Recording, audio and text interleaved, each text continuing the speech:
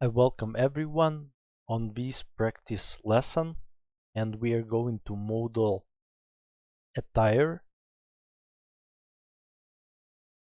So first of all, we will need a reference image, and I will go to the front view, and here we have a side, actually a side named tire. So I will add it, and as you can see, it is not perfectly centered right now. So let's move it a little bit. I will just eyeball it, and I will import image on the front view too. Maybe this is right view, I'm not sure. So we will get this kind of a studio, and you can see we have a different sizes of the references right now, and the second image is not perfect because I couldn't find the full picture of this exact tire. And I want to tell this method is really good for modeling a, a lot of tires. Not all of them we will be able to model with this technique, but almost.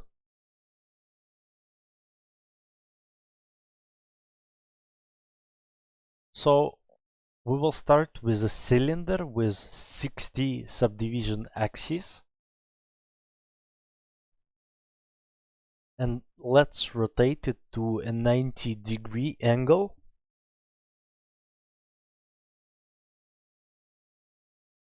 And in the front view, we will scale the cylinder, and as you can see, our reference image is still a little bit off. So I will fix it, and I will scale cylinder a tiny bit more. Good enough.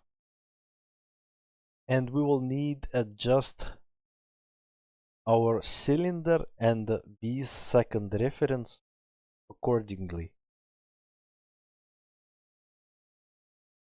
So I will scale my cylinder at first, and I will go to wireframe mode to adjust the tire, and I see that my reference image is kinda small right now, so we will need to scale it a little bit,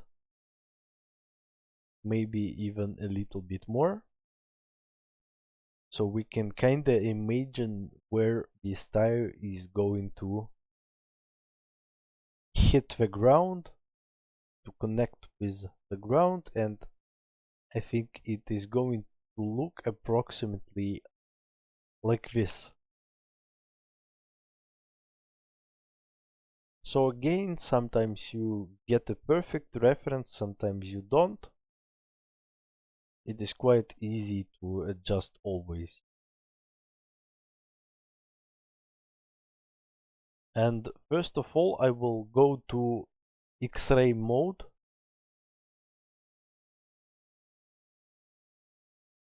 And I will select all these polygons through with a box select. And I will make offset.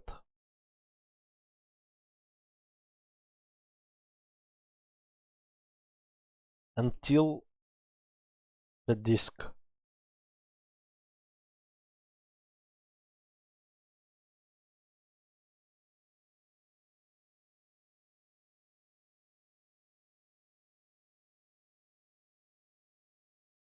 Good enough, and we can just delete all these new central polygons because we will not need them.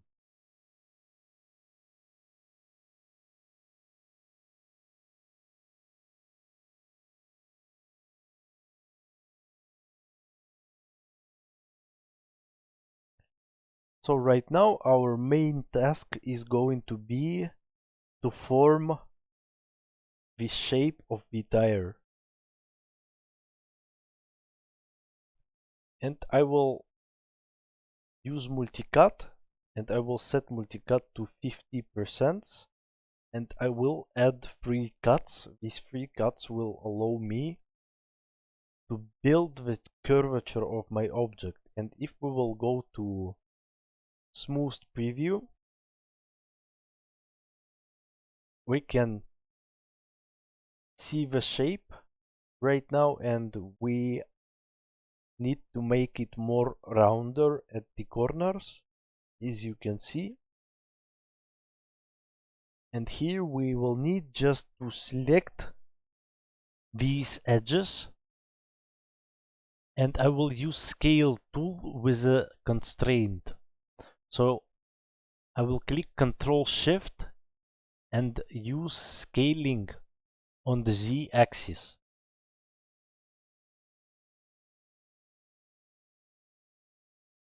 This way we will be able to adjust curvature like so.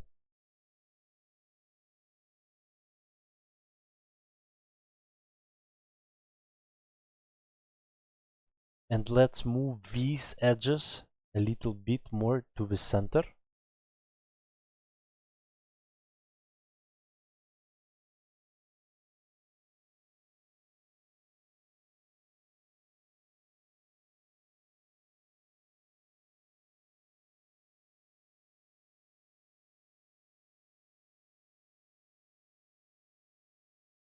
And here on the tire we have this kind of a line, the lip, and this lip will help us to define the boundary of our protector.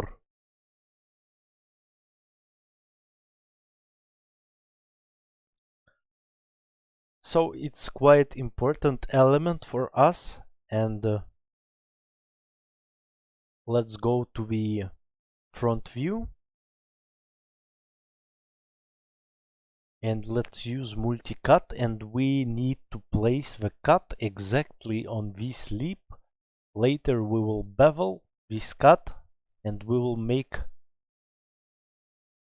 this lip. We will model this lip. So you can see it can be quite hard because of this subdivision smooth preview, and I will use slide with a scale tool the second time. So we hit Ctrl Shift and use scale tool, and right now you can see, because we moved two edges really close to each other, we are getting this kind of a squarish effect, and we will need to fix it. And I don't want to model this element on two sides, so I will just delete one side and we will mirror this side over later.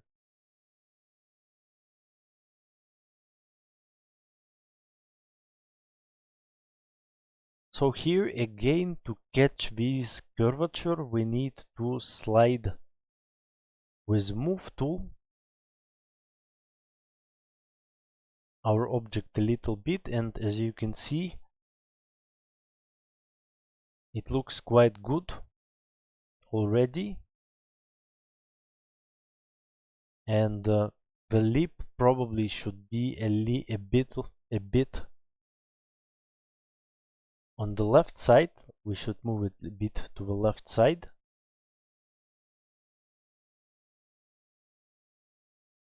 And I will move this edge and scale it a little bit too.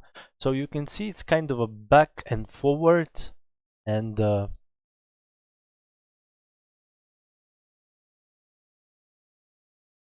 steps are not hard at all.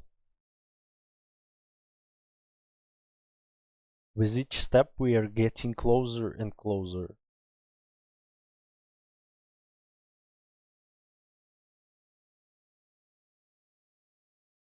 We can right now mirror our object back on the Z axis At least for me, it's z-axis. For you, it can be other axis. And the merge threshold, I will lower a little bit.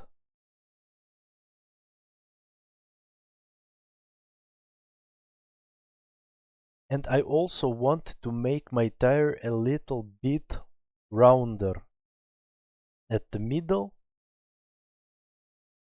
So I will do it in the non-smooth preview. This will give me more precise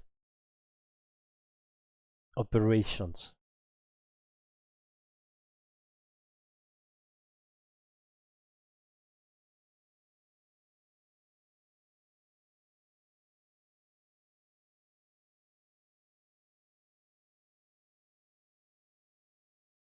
Okay, so next element we have is this black line, and as you can see, it's the part where tire goes under the disc, and we will need to mark this part too.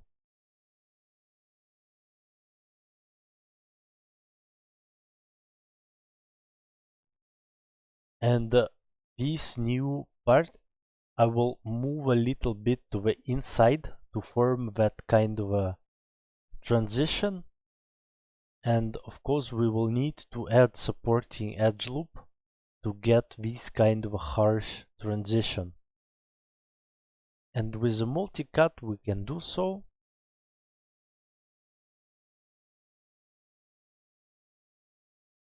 And right now I think the line which indicates our lip, it is a bit off. For sure it's a bit off, but we will adjust it later, I think.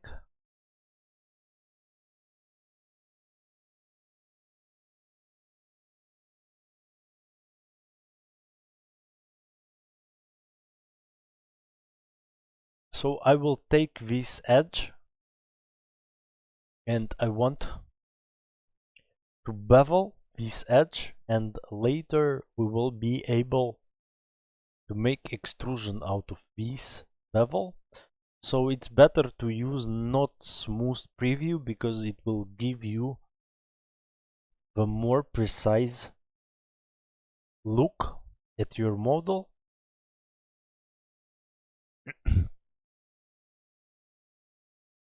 And I don't know if we need it on the other side.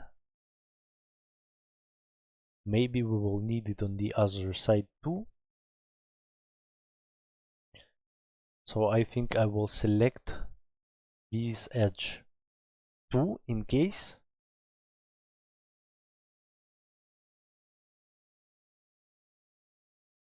To give it the same size of a bevel.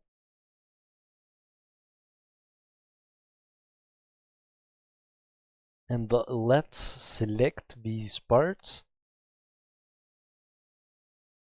these poly loops, and we can give it a little bit of a thickness right now.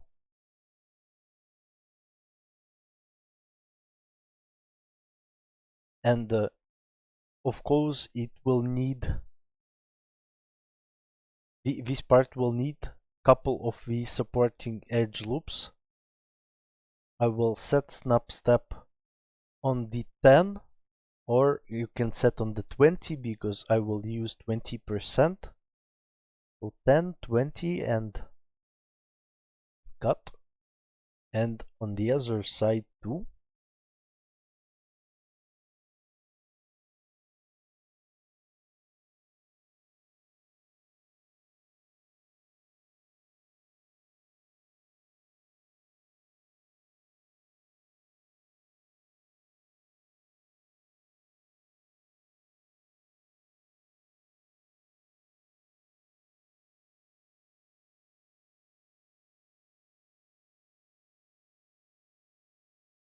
Okay, so now we are getting this kind of a harsh lip, but it's a little bit off compared to our reference, but I think for now what we achieved is the general proportions, And what I want to tell to you is that all these letters or small details is a lot easier to do by just using texturing and normal map details.